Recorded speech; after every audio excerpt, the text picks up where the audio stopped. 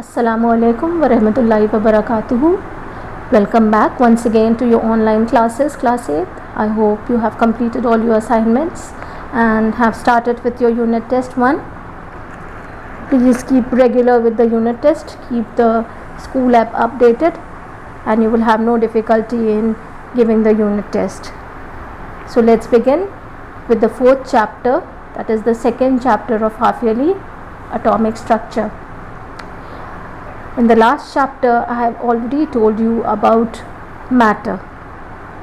So, what is matter?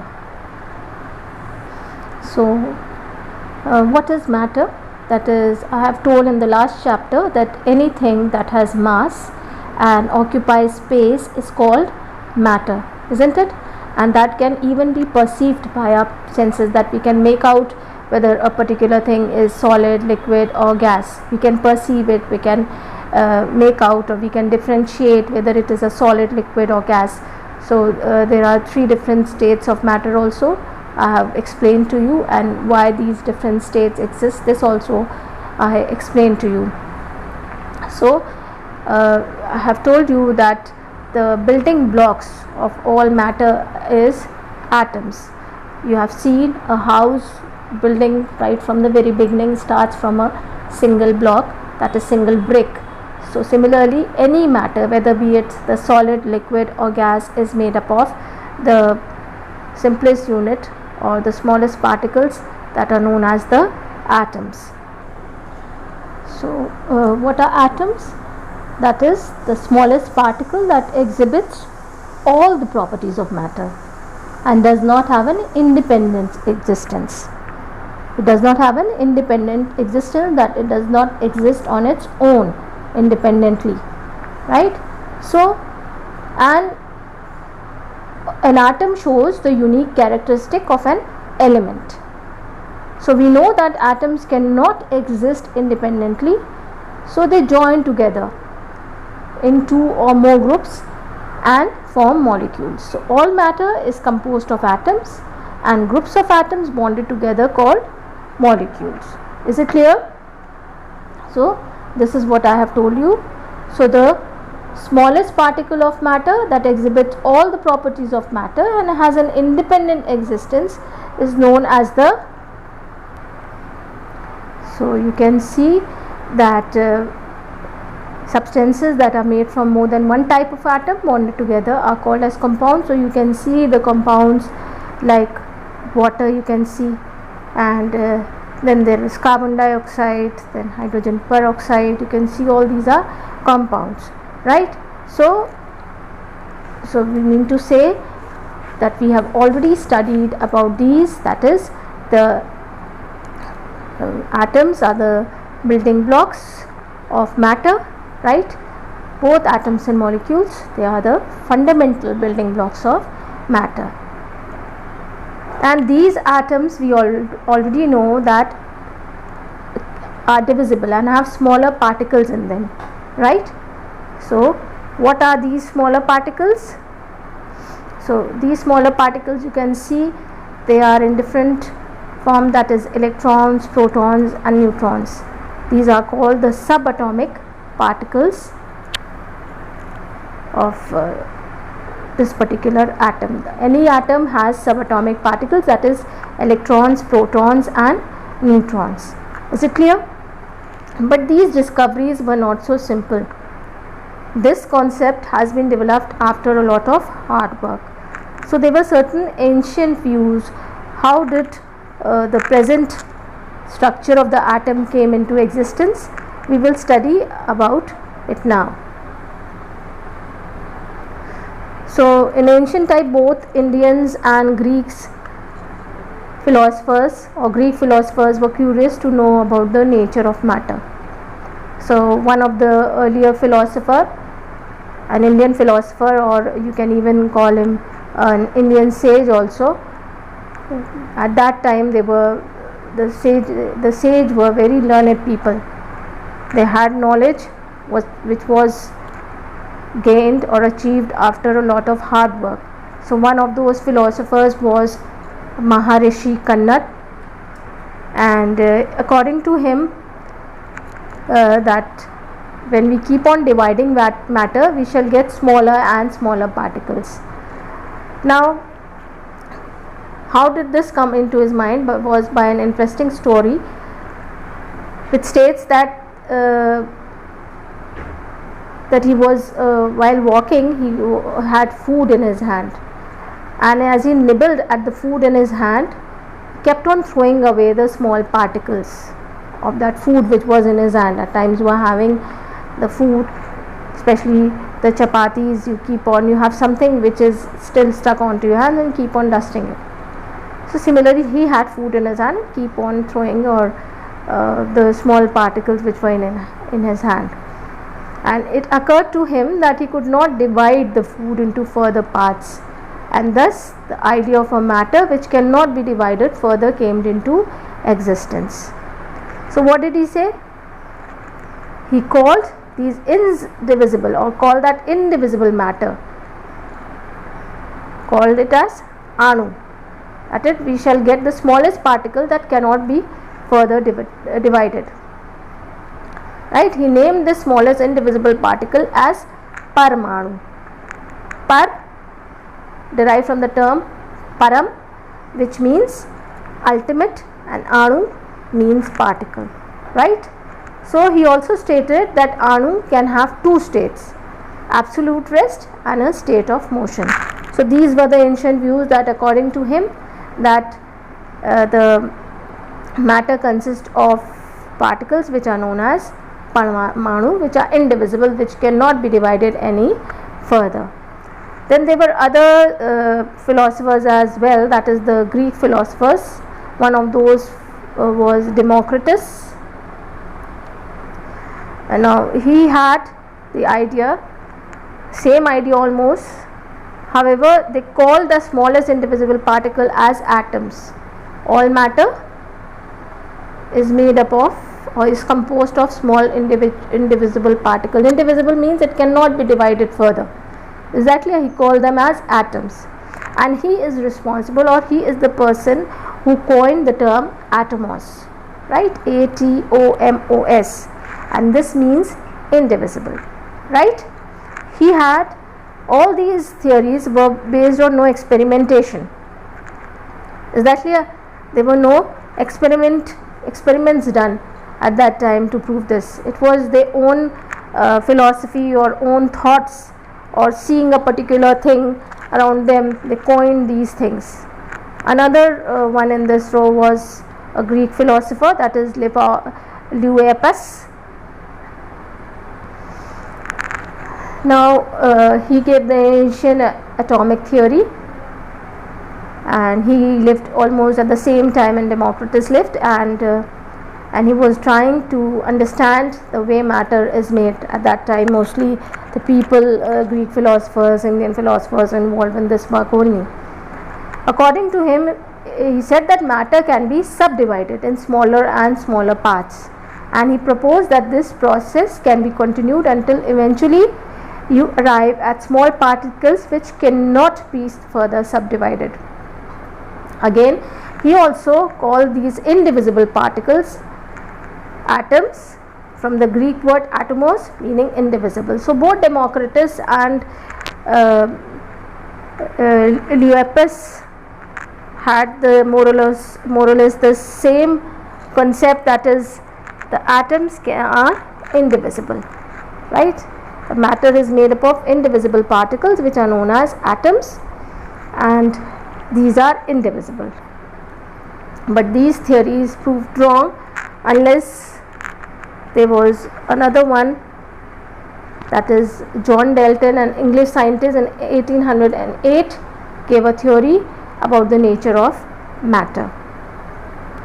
He was an English school teacher and also a chemist, and his studies were based, or whatever theories he put forward were based upon results of experiments.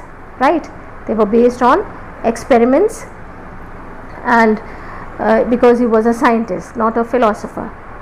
So what were the main features of Dalton's atomic theory? So matter is made up of extremely small and indivisible particles called atoms. This was earlier proof, right? Indivisible particles called atoms. Then atoms cannot be destroyed nor created. They cannot be destroyed nor created. They are indestructible. Is it clear? So this was the second thing, and this first thing that we have studied. Then all the atoms of a particular element are identical. Like for instance, we are talking about gold. And all the atoms of gold, or whether be it in the form of a small earring or a big bar of gold, all the atoms are identical. They have the same size, mass, density and chemical property. Is it clear that they have the same size, mass, density and chemical properties? Atoms of different elements are different in size, mass, density and chemical properties. Like we compare the atoms of silver to that of gold, all of them will be different in size, mass, density and chemical properties, right? So this was the other point. Then atoms of an element combine with atoms of other element to form molecules of compound. Is it clear? For instance, when for the simplest example, that is you can see one oxygen atom is combining with two hydrogen atom to form a compound which is water, H2O. Is that clear? That is the atoms of an element combine with the atom of other elements to form molecule of compound. So this one atom of oxygen, I beg your pardon, that is one molecule of oxygen combines with two hydrogen to form a molecule of water, right? You can see this in this diagram.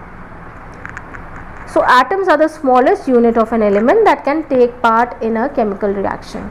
Nothing simpler than them can exist. So they are the smallest unit of an element that can take part in a specific chemical reaction. So these are the postulates of the Dalton's atomic theory, which you will learn.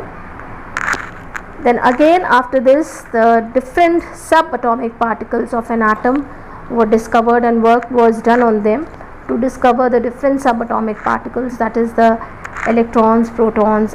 Now you can see that these are the subatomic particles, that is the electrons, protons and neutrons. Now how did we get to know that these subatomic particles exist in an atom? How do we know that an electron is electrically neutral?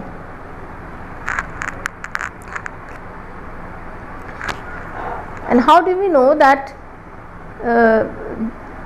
these different subatomic particles have different characteristics, that is the electrons, protons and neutrons? So this all indicates that an atom contains tiny particles that carry either a positive or a negative charge, and under ordinary conditions these charges balance each other and make the atoms neutral. So how can we call an atom electrically neutral? How these subatomic particles were discovered? So one of the earliest of them to be discovered was electron. So the discovery of electrons came as a result of the study of conduction of electricity through gases, and this was done by William Crookes, who was a British scientist in 1878. So he studied, I have told you, the conduction of electricity through gases at a very low pressure. So you have learned in physics the different mode of conduction of electricity. So this study was done under a very low pressure, that is he set up an environment of very low pressure and he conducted electricity For this purpose, he took a discharge tube. Now the diagram that is given in your book is has the front view, outer view. This is the internal view, right? So what can you see in this? This apparatus or the instrument that is used is known as the discharge tube. This is around 60 centimeter long, right? 60 centimeter long, sealed at both the ends, that is closed at both the ends. Is that clear? And it is fitted with two circular metal plates called electrodes. So you can see there it is fitted with two metallic plates which are known as electrodes. Electrodes are what? They are the conducting poles through which the electricity leaves and enters. Is that clear? So they are circular in shape, and a source of high voltage is connected to both the electrodes. This setup that you can see is the setup for high voltage, right? So you can see the two electrodes are connected to this high voltage source, and one of these electrodes connected to the positive terminal of the source is anode.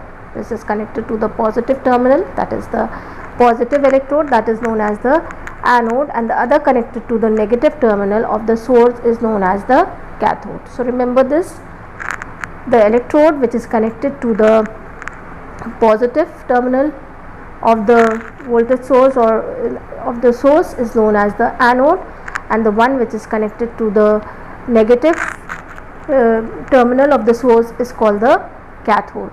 Is it clear? The discharge tube has a side tube fitted with stopcock, right? It has a side tube which is fitted with a stopcock that can be connected to a vacuum pump. It is connected to a vacuum pump that I will show you to reduce the gas pressure by sucking that air.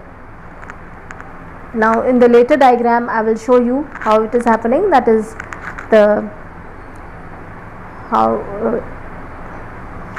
so I've told you that it is connected to a vacuum pump, right? So this vacuum pump you can see, and so the discharge tube has a side tube fitted with a stopcock, something which will prevent things from entering inside or going out, that can be connected to a vacuum pump. This is the vacuum pump to reduce the gas pressure by sucking that air. So what happened when he applied a high voltage? When he applied a high voltage, he noted that gases start conducting electricity and some invisible rays. These gases started conducting electricity and some invisible ray began to flow from cathode to anode. You can see the setup which I had shown. This is the elaborate diagram, how the cathode rays are being produced inside the discharge tube. So what is happening when he applied a high voltage? He noted that gases start conducting electricity and some invisible rays began to flow from the cathode to the anode, right? So since these rays originated from the cathode, you can see these rays have been originating from the cathode, so they are known as the cathode rays. Is that clear? So this I will show you in the form of another video, and things will become much clearer to you. So I will repeat it once again. I had shown you the tube, that it is a cylindrical glass tube about 60 centimeter long, sealed at both the ends, that it is closed at both the ends, right, and fitted with two circular metal plates. I had shown how they were circular in the last diagram that I had shown, and a source of high voltage is connected to both the electrodes. And when one of these electrodes connected to the positive terminal of the source is anode, and the other one is known as the cathode. You can see the anode and the cathode.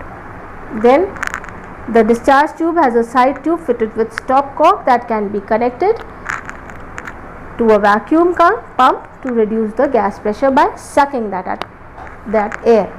Is that clear? Suck the air to build a vacuum inside, no air, sucking all the air also outside. When he applied a high voltage, what happened? The gas that was inside the discharge tube started conducting electricity, and some invisible ray began to flow from cathode to anode, and this you can see in the form of, this was invisible, but here they can be seen in the form of green glow, and since these rays originated from the cathode, they are known as the cathode rays. Is it clear? So I will revise this once again in the next lecture. Things will become much simpler for you. Revise the part which I have taken up today. Allah Hafiz.